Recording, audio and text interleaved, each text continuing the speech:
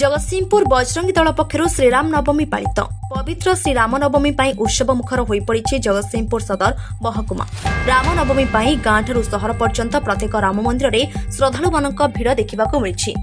अवसर में बजरंगी दल पक्षर प्रभु रामचंद्र प्रतिमूर्ति को बाजाबाण रोषणी में विराट शोभायात्रा तरडापड़ा छकठारू बाहरी सहर परिक्रमा कर बड़बजार स्थित सरस्वती शिशु मंदिर परिसर में पहुंची।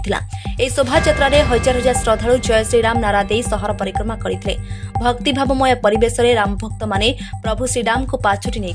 प्रभु शोभायात्रा देखा सहित प्रभु रामचंद्र को दर्शन करने रास्तार उभय पार्श्व श्रद्धालु माने प्रभु रामचंद्र को पुष्प अर्पण करते। बजरंगी दल पक्षर शोभायात्रा जिला बीजेपी सभापति सत्यव्रत महापात्र, बीजेपी विधायक प्रार्थी अमरेन्द्र दास सहित बहु बीजेपी कर्मी ए शोभायात्रा जोग देते। जगतसिंहपुर संग्राम किशोर पट्टनायक रिपोर्ट एए मीडिया।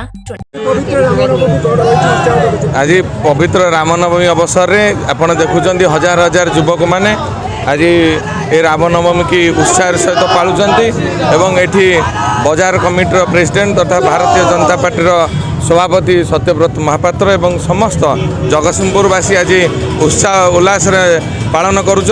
जगतसिंहपुर निर्वाचन मंडल कोण अनुकोण विभिन्न राम मंदिर रे ये धूमधाम पालन होची। आज एक गोटे खुशीर माहौल आसी जगतसिंहपुरवासी।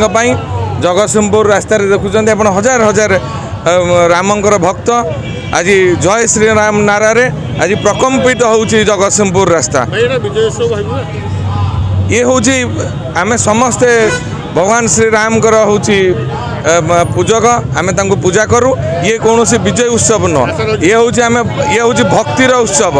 आमे भक्ति भाव रे आज भक्ति भाव रे भक्ति भाव रे आमे समस्ते श्री राम भक्त।